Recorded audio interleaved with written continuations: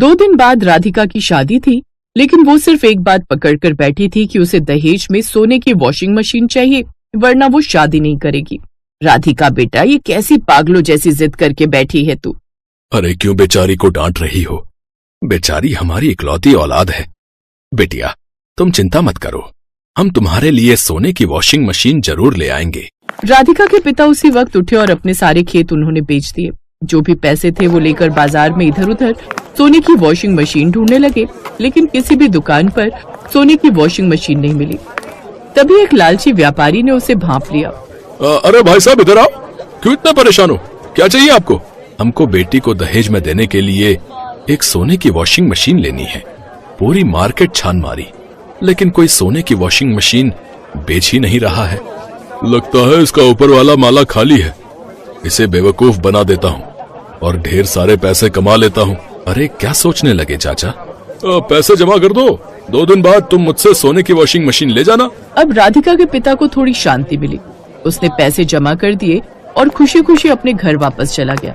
इधर इस दुकान वाले चाचा ने एक लोहे की वॉशिंग मशीन के ऊपर गोल्डन का कलर चढ़वा दिया और उसे 2 दिन बाद वॉशिंग मशीन दे भी दी।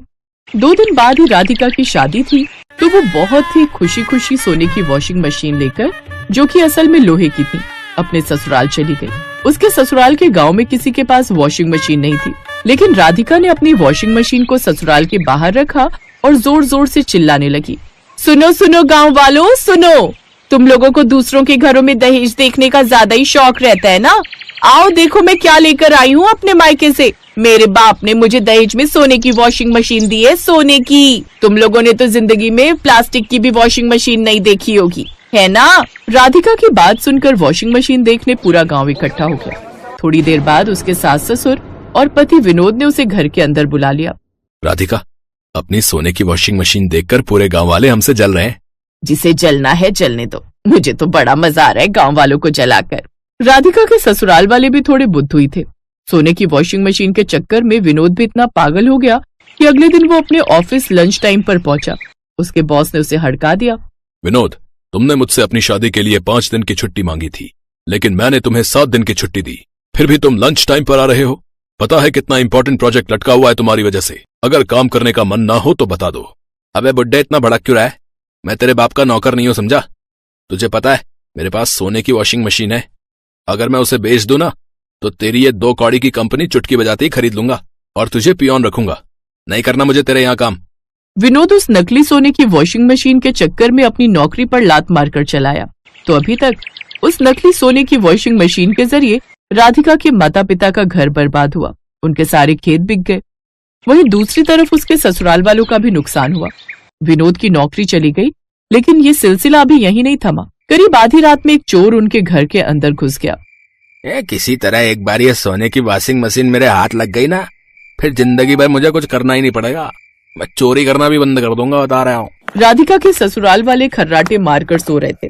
इस बात का फायदा उठाकर चोर ने सोने की वॉशिंग मशीन चुपके से चुरा ली और वहाँ से भाग गया। चोरी के बिजनेस में भी इतनी लंबी ग्रोथ हो सकती है, ये तो मैंने कभी सोचा ही नहीं था। चल बेटा, निकलने से लेकर। हिराम, ये सब क्या हो गया? सोने की वॉशिंग मशीन के चक्कर में मैंने अपनी नौकरी पर लात मार दी थी। अब क्या होगा? सर पर हाथ रखने से कुछ नहीं होगा, जल्दी चलिए पुलिस में रिपोर्ट कर देते हैं। हाँ बेटा, बहू बिल्कुल सही कह रही है।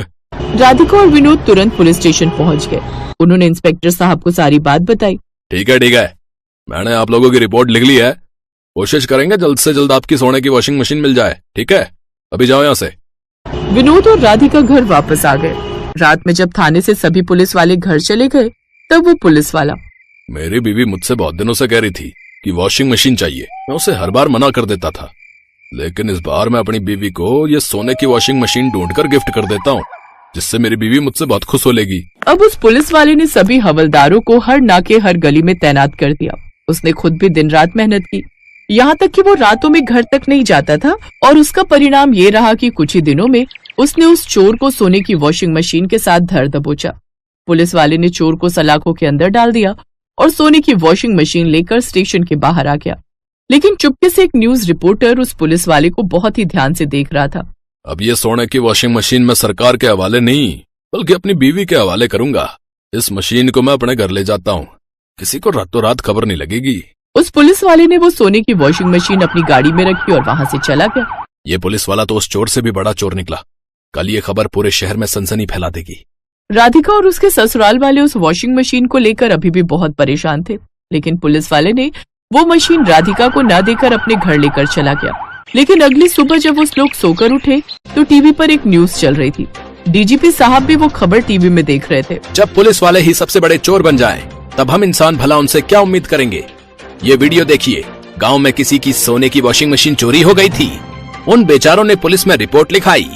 पुलिस वाले ने चोर को तो अरेस्ट कर लिया, लेकिन वो मशीन ये इंस्पेक्टर अपने ही घर लेकर चला गया। इस पुलिस वाले को पुलिस महकमे में रहने का कोई अधिकार नहीं है।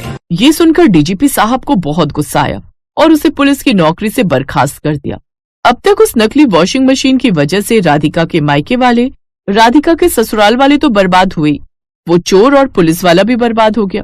नौकरी जाने के बाद पुलिस वाले की बीवी बहुत परेशान हो गई। ये जानकर उसका पिता उसके मायके आया।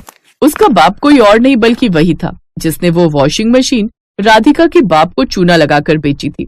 अरे बिटिया, सब कुछ ठीक हो जाएगा। ये वॉशिंग मशीन तो जानी पहचानी लग रही है। ये वॉशिंग मशीन तो वही है जो मैंने उस लड़की के बाप को बेची थी। आज मुझे खुद पर शर्म आ रही है। चंद पैसों के लालच में मेरी वजह से न जाने कितने लोगों के घर बर्बाद हो गए। उसी वक्त वॉशिंग मशीन वाले चाचा राधिका के बाप के घर गए और उन्हें सारा पैसा लौटा दिया। उसने न्यूज रिपोर्टर के सामने ये कबूल कर लिया कि उसने कोई सोने की मशीन नहीं बेची थी, बल्कि लोहे की मशीन पर गोल्डन कलर करके बेच दिया था। डीजीपी साहब, अगर मैंने सोने की वॉशिंग मशीन सच में चुराई होती तो मुझे लंबी सजा होती, पर लोहे की वॉशिंग मशीन चुराने की इतनी बड़ी सजा तो मुझे होगी नहीं। मुझे छोड़ दीजिए, आज के बाद मैं चोरी करना बंद कर दूंगा। डीजीपी साहब ने 2 दिन बाद उस चोर को तो छोड़ दिया, लेकिन तभी वहाँ पर वो पुलिस वाला हाथ जोड़ते हुए आया और तुमने जो हरकत की थी वो तो बहुत बुरी हरकत थी। इससे सारे पुलिस महकमे का नाम खराब होता है। ये तो अच्छा हुआ कि वो मशीन सोने की नहीं निकली, वरना तुम्हें कभी तुम्हारी नौकरी वापस नहीं मिलती। कल से ड्यूटी पर आ जाना। माफ करना साहब, आज के बाद ऐसी गलती कभी नहीं होगी मारे से। मैं अपनी बीवी की वजह से अपना पुलिस धर्म भूल गया था थोड़ी देर के लिए। तो जिस नकली सोने की मशीन की वजह से इतने घर बर्बाद हुए थे, अब सभी का घर फिर से आबाद हो गया, एक न्यूज रिपोर्टर की वजह से। सोनपुर गांव में केशव नाम का एक गरीब मजदूर रहता था। मजदूरी का काम मिल जाए तो परिवार का पेट भर जाए, नहीं तो परिवार रूखी सूखी खाकर ही सो जाता था। एक दिन, सुनो जी, तुम एक काम क्यों नहीं करते? इस गांव में तो कोई काम मिलने से रहा। तुम वो पहाड़ी के पार वाले गांव में भी तो जाकर कोई काम ढूंढ सकते हो, शायद कोई काम मिल जाए। पर कमला, उस पहाड़ी का रास्ता बहुत खराब है, ज्यादातर सुनसान ही रहती है पहाड़ी। पर कुछ तो करना पड़ेगा जी, बच्चों को कब तक रूखा सूखा खिलाते रहेंगे? कोशिश तो करनी ही पड़ेगी ना जी। ठीक है कमला, मैं कल सुबह ही दूसरे गांव के लिए निकल जाऊंगा, ठीक है, ताकि समय से वापस आ सकूं। कमला अगले दिन केशव को कुछ भुने चने और गुड़ बांध कर देती है। सुनो, ये कुछ भुने चने और गुड़ लेते जाओ, रास्ते में भूख लगेगी तो खा लेना। केशव मजदूरी करने के लिए दूसरे गांव निकल पड़ता है। वो उस पहाड़ी के रास्ते चलता जाता है। आधे रास्ते चलने पर केशव थक जाता है। वो सोचने लगता है, थोड़ी देर यहीं इस पेड़ के नीचे आराम कर लेता हूँ, फिर आगे बढ़ूंगा। अरे कमला ने ये भुने हुए चने और गुड़ दिया था, थोड़े खाकर भूख मिटा लेता हूँ। केशव जैसे ही चने और गुड़ खाने लगता है, एक चींटी उसके पास आती है। भैया, क्या थोड़े से गुड़ और चने मुझे दे सकते हो? मैं और मेरी बहनें भूखी हैं। हमने बहुत दिनों से कुछ नहीं खाया है। तुम्हारी बड़ी मेहरबानी होगी। हाँ हाँ, ये लो, तुम इन गुड़ और चनों से अपना और अपनी बहनों का पेट भर लो। चींटी खुशी खुशी वो गुड़ और चने अपनी बहनों को खिलाती है। जैसे ही चींटियां गुड़ और चने खाती हैं, देखते ही देखते वो सब सुंदर परियां बन जाती हैं। केशव ये सब देखकर हैरान रह जाता है। शुक्रिया रागीर, आज तुम्हारी वजह से हम श्राप से मुक्त हो गई। हम परी लोक से धरती पर घूमने निकली थी। इस पेड़ के नीचे एक महात्मा भोजन कर रहे थे। हमने भूल से उनके भोजन में कंकड़ फेंक दिए, जिससे उन्होंने हमें चींटी बना दिया और श्राप दिया कि जब तक कोई राहगीर हमें भोजन नहीं देगा, हम अपने असली रूप में नहीं आ पाएंगी। पर तुम इस पहाड़ी पर कैसे? यहाँ तो कोई नहीं आता जाता। केशव परियों को सारी आपबीती सुनाता है, जिसे सुनकर परियां भी बहुत दुखी होती हैं। वो केशव से कहती हैं, तुम चिंता मत करो केशव, तुमने आज हमारी सहायता की है, इसलिए हम भी बदले में तुम्हें कुछ देना चाहते हैं। ये जादुई चूल्हा है, इस पर बर्तन रखते ही ये जल उठेगा और तुम जो भी कुछ खाने को मांगोगे बर्तन में पक जाएगा। मैं तुम्हें एक मंत्र बताती हूँ। जैसे ही तुम एक थी दुल्हन एक था दूल्हा, बंद हो जा जादुई चूल्हा बोलोगे, चूल्हा खाना पकाना रोक देगा। केशव को जादुई चूल्हा देकर परियां अपने लोक में वापस चली जाती हैं। केशव वो चूल्हा लेकर खुशी खुशी घर वापस आ जाता है। अरे तुम तो बहुत जल्दी वापस आ गए, और ये चूल्हा कैसा?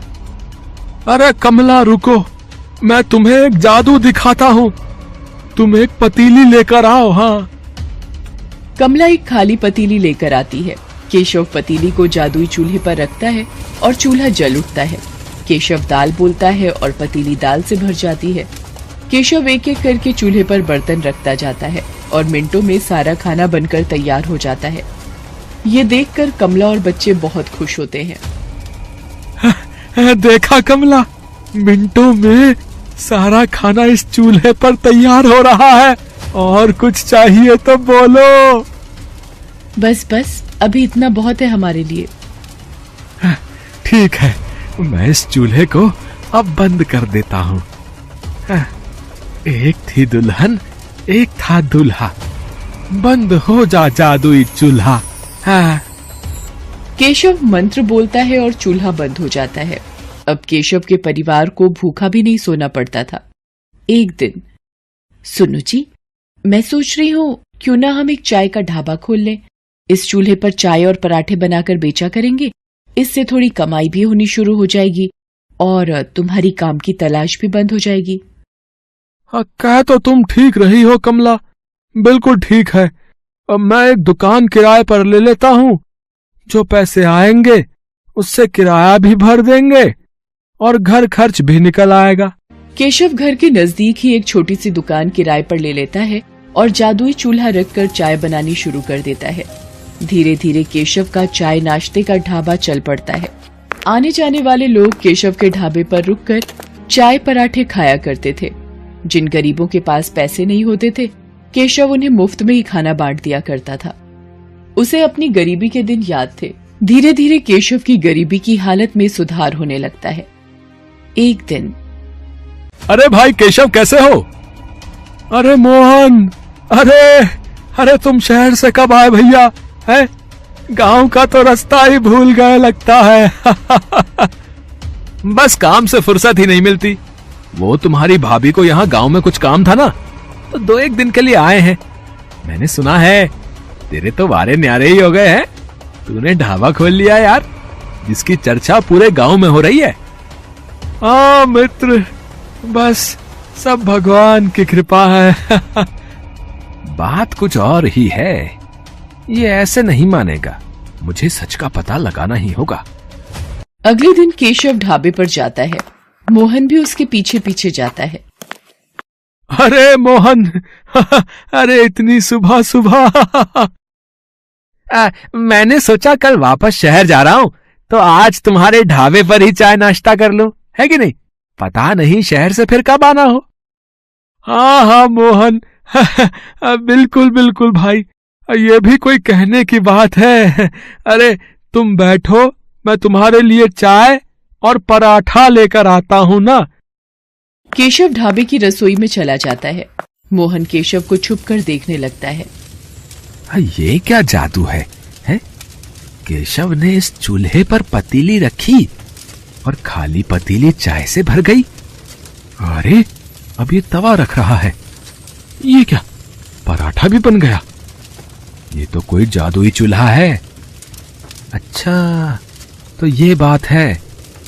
तभी कहूं ये रूखी सूखी खाने वाले ने ढाबा कैसे खोल लिया है? ये चूल्हा वैसे मेरे पास होना चाहिए, मैं इसे चुरा लेता हूँ। हाँ।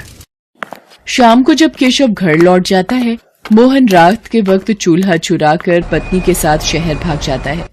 केशव जब ढाबे पर आता है, चूल्हा गायब होता है। अरे अरे कमला, कमला, अरे हमारा जादुई चूल्हा चोरी हो गया है। अब हम क्या करेंगे? अब हम क्या करेंगे? कैसे पैसे कमाएंगे? सुनो जी, जो हो गया सो हो गया। इस बहाने हमें मार्गदर्शन तो मिला। अब आप एक नया चूल्हा लेकर इस ढाबे को आगे बढ़ाओ। देखना, आपकी मेहनत रंग लाएगी। केशव एक मेहनती व्यक्ति था, इसलिए उसने फिर से एक नई शुरुआत की। उधर जब मोहन अपनी पत्नी के साथ शहर में अपने घर पहुंचा, जाओ शीला, एक खाली पतीली ले आओ, अभी तुम्हें इस चूल्हे का जादू दिखाता हूँ। जादुई चूल्हे, मुझे पुलाव चाहिए, पुलाव। चूल्हे पर बर्तन रखकर मोहन ने जैसे ही पुलाव बोला, चूल्हा जलने लगा और पुलाव बनता चला गया। मोहन चूल्हे को फूंक मार मार कर बंद करता रहा, पर वो बंद ही नहीं हो रहा था। अरे ये चावल बनने तो बंद ही नहीं हो रहे। अरे ऐसे तो पूरा कमरा भर जाएगा, हम दोनों चावल के ढेर में दबकर मर जाएंगे। शीला, क्या करूं? कुछ समझ नहीं आ रहा है। अब तो एक ही रास्ता है, इस चूल्हे को तोड़ दो। हाँ हाँ, ये ठीक रहेगा। मैं इस घटिया चूल्हे को तोड़ देता हूँ। मोहन गुस्से में चूल्हे को पटक कर तोड़ देता है। चूल्हे के 2 टुकड़े हो जाते हैं और जादू खत्म हो जाता है। चूल्हे की जगह मिट्टी का ढेर पड़ा रह जाता है। केशव को जादुई चूल्हे की मदद से काम मिल जाता है और वो मेहनत से पैसे कमाने लगता है, जबकि मोहन के हाथ में आकर जादुई चूल्हा मिट्टी हो जाता है। किस्मत भी उनका ही साथ देती है जो ईमानदार और नेक दिल होते हैं। चोर और मक्कार व्यक्तियों के हाथ सदा ही खाली रह जाते हैं।